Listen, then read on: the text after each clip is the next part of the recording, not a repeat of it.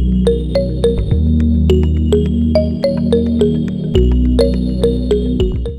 shalom Bapak Ibu dan saudara sekalian.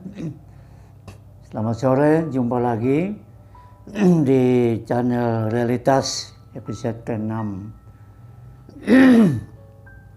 Kali ini saya berbicara tentang kesaksian hidup, yaitu saya diselamatkan dari jurang maut oleh Tuhan Yesus.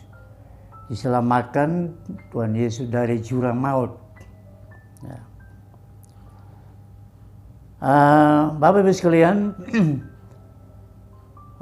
pada tanggal 20 Agustus 1988, itu malam saya mendapat mimpi penglihatan. Itu roh saya jatuh ke dalam jurang maut. Ya. Jurang itu tidak ada ujungnya. Kemudian ada suara, siapa yang jatuh ke dalam jurang ini pasti mati. Itu kalau saya terus meluncur itu ke bawah, itu jurang nggak ada mautnya, nggak ada ujungnya tuh. Tiba-tiba ada suara lagi, siapa yang jatuh ke dalam jurang ini pasti mati. Dan jurang maut itu terdapat di Wahyu 20 ayat 1 sampai 3, itu dalam Kerjaan 1000 tahun, demikian firman Tuhannya, yaitu lalu aku melihat seorang malaikat turun dari surga, memegang anak kunci jurang maut dan suatu rantai besar di tangannya. Ia menangkap naga si ular tua itu, yaitu iblis dan Satan, dan ia mengikatnya 1000 tahun lamanya. Lalu melemparkannya ke dalam jurang maut dan menutup jurang maut itu dan memeteraikannya di atasnya, supaya ia jangan lagi menyesatkan bangsa-bangsa sebelum berakhir masa 1000 tahun itu. Kemudian daripada itu ia akan dilepaskan untuk sedikit waktu lamanya. Jadi jurang maut itu tidak ada ujungnya. Jurang maut itu tempat iblis dibelenggu. Itu selama waktu Kerjaan 1000 tahun dia dibelenggu dalam jurang maut itu selama 1000 tahun. Dan setelah 1000 tahun dia dikasih kesempatan sedikit waktu untuk mempengaruhi seluruh pemimpin dunia untuk menghancurkan penduduk Yerusalem, orang Israel, untuk menghancurkan. Tapi Alkitab mengatakan di dalam ayat 7 sampai 10 di situ dikatakan, ya, itu iblis dihukum waktu itu. Dan setelah masa 1000 tahun itu berakhir, iblis akan dilepaskan dari penjaranya. Dan ia akan pergi menyesatkan bangsa-bangsa pada keempat penjuru bumi, yaitu Gog dan Magog, dan menumpulkan mereka untuk berperang, dan jumlah mereka sama dengan banyaknya pasir di laut. Ya. Maka naiklah mereka ke seluruh dataran bumi, ya. Lalu mengepung perkemahan tentara orang-orang kudus dan kota yang dikasihinya, yaitu Israel dan orang-orang kudus. Tetapi dari langit turunlah api menghanguskan mereka. Dan iblis yang menyesatkan mereka dilemparkan ke dalam lautan api dan melerang, yaitu tempat binatang dan nabi palsu itu. Dan mereka disiksa siang malam sampai selama-lamanya. Jadi dalam Kerjaan 1000 tahun dia dibelenggu dalam jurang maut itu selama, supaya tidak mengganggu orang-orang dari hidup dalam Kerjaan 1000 tahun itu. Dia masuk dalam Kerjaan 1000 tahun. Tapi setelah Kerjaan 1000 tahun dia dilepaskan untuk mempengaruhi pemimpin-pemimpin dunia untuk menyerang Israel, Yerusalem. Tapi Alkitab mengatakan Tuhan memusnahkan dia. Dan akhirnya dia dihukum, dilemparkan dengan lautan api yang kekal selama. Nah itu Bapak Ibu mengenai jurang maut itu, sedikit penjelasan mengenai jurang maut itu. Dan untuk itu Bapak Ibu sekalian, saya bersyukur sekali Tuhan selamatkan saya dari jurang maut. Dan memang penglihatan itu kecelakaan pada 20 Agustus 1988 itu dari kecelakaan maut. Nah tiba-tiba saya angkat kepala dan saya melihat ke atas, tulang itu ada tambang putih. Nah, dalam roh saya mimpi, saya loncat dan raih tali putih itu, dan tambang putih itu, kemudian saya naik ke atas. Dan saya yakin bahwa itu tali kasihnya Tuhan. Dan saya loncat ke atas dan saya selamat. Paginya tanggal 21 pagi ini saya bilang sama istri saya, Ibu Maria dari Banten. Waktu itu saya bilang sama dia, Ma, saya ini akan mendapat kecelakaan lalu lintas, tapi saya selamat. Tadi itu roh kasih ingat saya. Saya bilang sama istri saya. Nah, pada tanggal 21 itu ibadah hari Minggu, sorenya saya waktu itu saya lihat usaha kecil-kecilan fotokopi studio foto, ada 2 tempat. Satu di Teluk Jambe, satu di Talaga Sari. Anehnya waktu itu saya pergi maupun pulang mobilnya mogok. Saya bilang, ada apa nih Tuhan?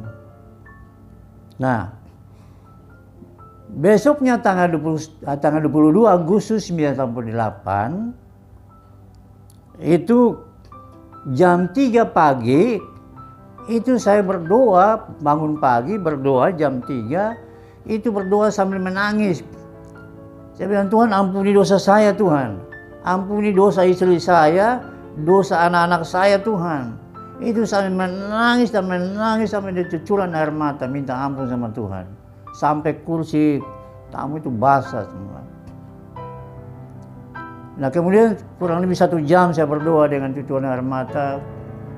Kemudian saya bangun, persiapkan diri untuk mandi, persiapan diri untuk ke kantor waktu itu. Waktu itu saya masih dinas di Korps Polisi Militer, masih dinas. Nah, biasa waktu itu sebagai penyidik ditunjuk oleh komandan untuk menangani beberapa kasus. Ya, saya dikasih dispensasi jam 8 baru masuk, jadi tidak pagi. Nah, anehnya pagi itu jam 6 saya sudah siap pakaian semua lengkap, kemudian berangkat waktu itu. Awalnya pakai motor, tapi saya bilang ini Senin rame. Akhirnya saya pakai mobil doyok Hijet 1000 pada gitu. Ponakan saya ikut ke perempatan Johar, sampai perempatan Johar ponakan saya turun, Yonas, dan saya melanjutkan perjalanan ke kantor. Nah, kurang lebih 100 meter pasar Johar, Gang Rafia, itu mobil saya sudah di pinggir, ada mobil Jetstar yang masih baru waktu itu hampiri saya dan nabrak saya, mobil hantam. Nah, begitu nabrak mobil saya itu saya bilang, ya Tuhan. Nah, itu waktu itu darah sudah keluar itu seperti dari mulut itu, kemudian kaki sudah patah, saya terjepit. Itu tidak berdaya waktu terjepit waktu itu. Nah, waktu itu tiba-tiba ada polisi, waktu polisi lalu lintas datang membawa kabel baja itu untuk tarik mobil saya ini, tarik baru saya ditarik keluar dari mobil itu. Terus saya juga berterima kasih kepada Pak Polisi waktu itu yang menolong saya waktu itu. Akhirnya saya dibawa ke rumah sakit umum waktu itu, Kabupaten Karawang. Nah, di situ saya ditangani oleh, saya masih ingat Dokter Kayanto, dokter ortopedi atau ahli tulang yang menangani saya. Nah, saya dioperasi, kemudian harusnya 6 jam, tapi 2 jam sudah selesai, puji Tuhan. Dan saya waktu dioperasi, operasi besar waktu itu, nah waktu saya operasi itu, saya seperti bengkel. Saya dibius total, perasaan saya itu seperti di angkasa, itu jungkir balik itu, tapi ada bunyi tak tak tak seperti bengkelnya. Ternyata memang kaki saya ini lagi dipasang di bor, kemudian pasang pen, itu 15 cm. Ya. Ini masih ada ini tandanya, nah, ini pen 15 cm, kemudian dia di bor, ya skrup, itu ada 5 skrup atau 6 skrup. Jadi waktu itu saya dia seperti bengkel aja, dia tok tok tok. Ya, saya waktu itu. Nah, saya sadar ternyata memang sudah operasi. Nah, waktu itu sungguh menderita sekali waktu itu.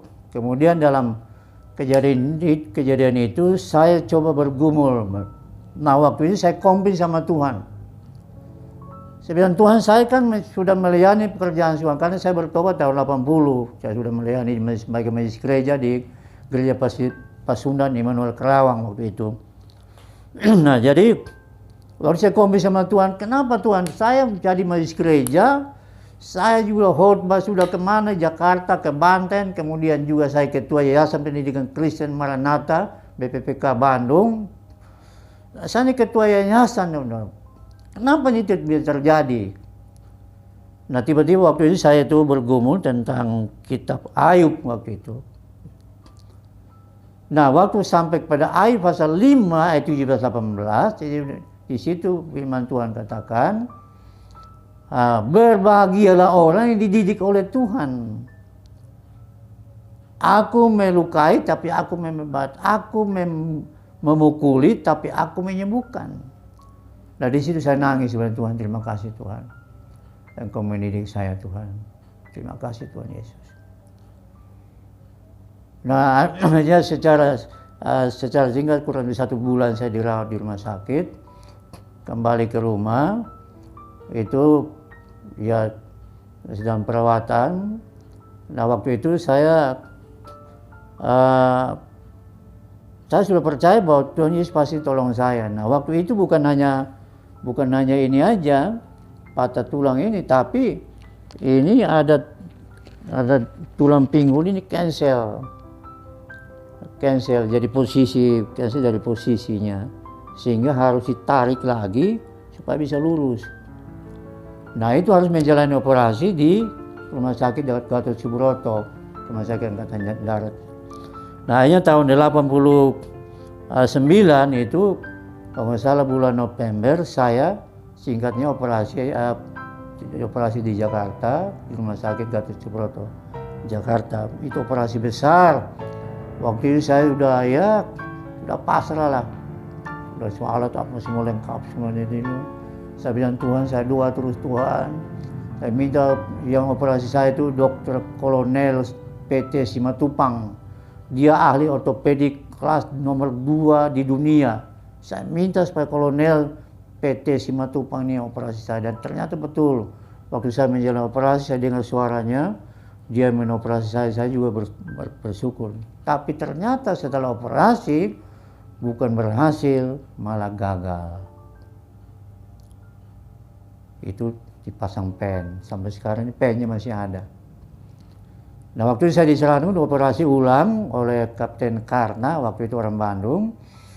Tapi saya kemudian Dokter Titus, waktu orang Kristen, waktu konsultasi, bagaimana dokter kalau misalnya operasi bagaimana, kalau tidak operasi bagaimana. Nah waktu itu Dokter Titus katakan, Pak Ado, kalau dioperasi ini kaki lurus tapi nggak bisa lipat. Aduh, jadi jangan, ini ya kayak robot yang nggak bisa lipat. Waduh, saya bilang jangan dok. Nah kalau jangan operasi bagaimana? Nah Dokter Titus bilang kalau nggak dioperasi juga emang nggak apa-apa. Tapi kan ada pen yang di ini, bagaimana nggak sakit? Nggak apa-apa, itu akan ditutup oleh daging itu nanti. Akhirnya saya berdoa, bergumul kalau nggak salah 1 bulan untuk bergumul dalam 2 puasa. Ternyata Tuhan kasih ingat saya, kakimu tidak jadi masalah. Akhirnya saya tidak jadi operasi sampai sekarang ini. Ini masih ada tulang di dalam pinggulnya. Rasul Paulus masih ada duri dalam daging. Itu duri dalam daging itu benar-benar di dalam Rasul Paulus. Nah itu Bapak Ibu sekalian, dan 1 bulan, kurang lebih 1 bulan di Gatot Subroto. Nah saya bulan Desember, tanggal 20 Desember saya minta kembali karena mau Natalan.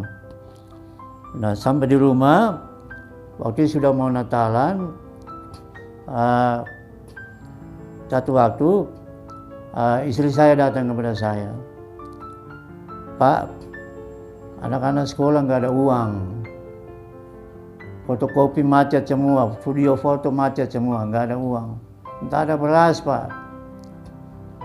Ya saya mau bilang apa, saya terlentang di tempat tidur, istri saya nggak kerja, anak-anak sekolah 5 orang sekolah, SMA, ya busu SMP, itu luar biasa penderitaan. Akhirnya saya ajak anak-anak dan istri saya ke bergandengan tangan dan berdoa dan menangis. Saya menangis dengan cucuran air mata, Tuhan tolong. Dalam doa itu, dalam cucuran air mata itu rupanya Tuhan dengar langsung. Dan Tuhan kirim malaikat penolong. Yaitu begitu amin, ada mobil parkir di depan mobil. Dan saya melihat menurunkan beras 1 karung. Dan itu ketua Yayasan Kapernaum dari Jakarta, Ibu Pendeta Betty Meruk, adik dari Pak Yusuf Meruk waktu itu. Datang kemudian selesai, saya dikasih amplop, itu bukti 300.000. Nah di situ saya menangis dengan istri saya dan anak saya. Saya bilang, Tuhan, Engkau sungguh baik Tuhan. Engkau memberikan pertolongan tepat pada waktunya Tuhan. Maka saya ingat Ibrani ayat 16 itu saya katakan, dengan keberanian hamba menghadap tata kasih karunia akan dengan rahmat dan kasih karunia memberikan pertolongan pada waktunya. Dan setiap saya berdoa ayat itu harus saya perkatakan. Dan itu firman Tuhan yang ada dan amin. Tuhan memberikan pertolongan tepat pada waktu. Itu dalam keadaan sangat sulit. Dalam keadaan sakit, usaha tidak jalan. Itu tidak ada beras, tidak ada uang, anak nggak sekolah. Nah, Bapak Ibu sekalian, satu hal lagi yang saya perlu sampaikan di sini, kesaksian ini. Yaitu dalam keadaan penderitaan itu, satu pagi jam 9, saya doa jam 10, tiba-tiba ada malaikat masuk ke rumah. Saya tahu itu malaikat karena kunci pintu terkunci kok bisa masuk. Itu nenek-nenek. Saya nggak berdaya. Dan itu saya diuji tentang seks. Saya tahu itu Tuhan uji. Saya diuji. Itu perempuan masuk, nenek-nenek masuk kan. Kamu masuk dari mana? Keluar kamu. Saya usir dia keluar. Kamu masuk dari mana? Pintu tutup. Datang di dekat saya, di samping. Keluar kamu. Akhirnya dia keluar. Dia keluar dengan pintu tertutup, tapi bisa keluar. Nah itu saya tahu itu malaikat Tuhan.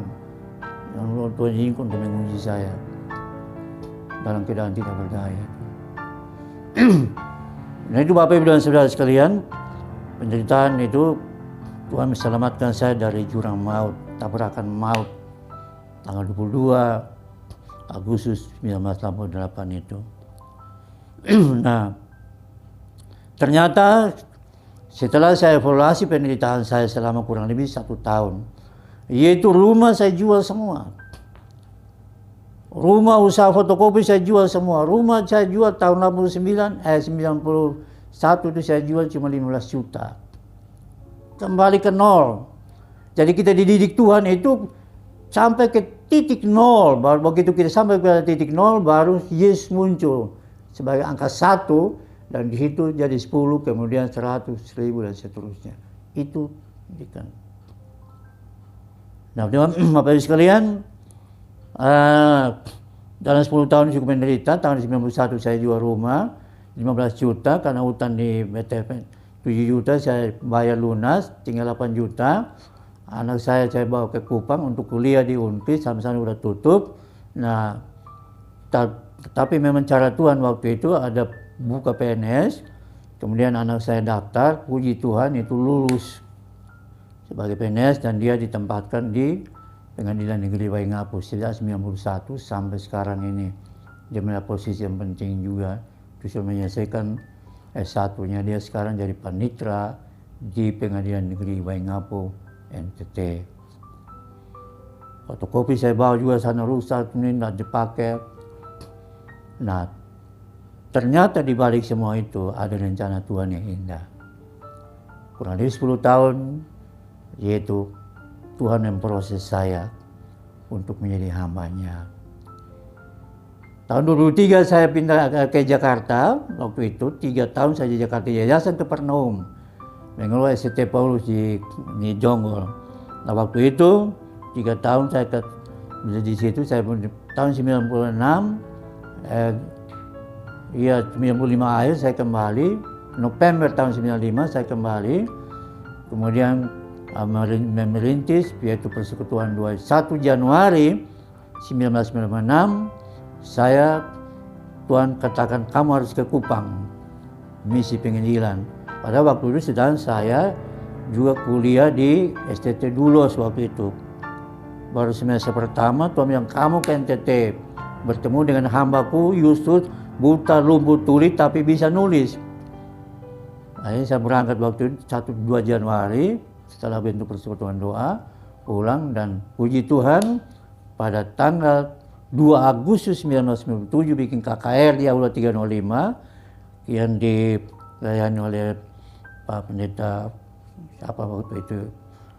Ingat waktu KKR, kemudian tanggal 3 Agustus itu berdiri gereja GBI Jambe di bawah naungan Pak Pendeta Dr. Niko Nyoto Raharja, dan saya di Rayon 8 yaitu Pak Pendeta W.K. Mulyono sampai saat ini. Nah itulah Bapak Ibu sekalian kesaksian hidup saya dalam mengalami menderita. Saya diselamatkan dari jurang maut dan kecelakaan maut pada tanggal 22 Agustus 1988. Itu karena Tuhan. Kalau bukan Tuhan, saya tidak ada di dunia ini. Dan itulah proses, itu dididik oleh Tuhan kurang lebih 10 tahun. Nah itulah Bapak Ibu sekalian, biar kesaksian hidup ini menjadi berkat bagi keluarga saya, bagi jemaat Tuhan, gereja-gereja bangsa ini, bahkan bagi bangsa-bangsa. Dan saya kembalikan semua itu hormat dan kemuliaan nama Tuhan. Biar hamba yang pendeta Meshak Adu semakin berkurang-kurang dan Yesus semakin bertambah-tambah. Hambanya yang paling berdosa ini dipanggil, diproses untuk menjadi alat yang berharga di mata Tuhan, menjadi hambanya. Dan dipercayakan untuk mengemalakan jemaat sampai saat ini. Di GBI Jambe, di Bacel Epis, Kupang, Manado, dan 2 buah pelayan dalam misi penginjilan sampai saat ini. Itu semuanya karena Tuhan. Dan saya kembalikan semua hormat dan kemuliaan nama Tuhan. Terima kasih. Saya berdoa bagi semua yang nonton YouTube ini, episode yang ke-6 ini, channel Realitas, biar menjadi berkat bagi kita semua. Tuhan Yesus memberkati. Amin.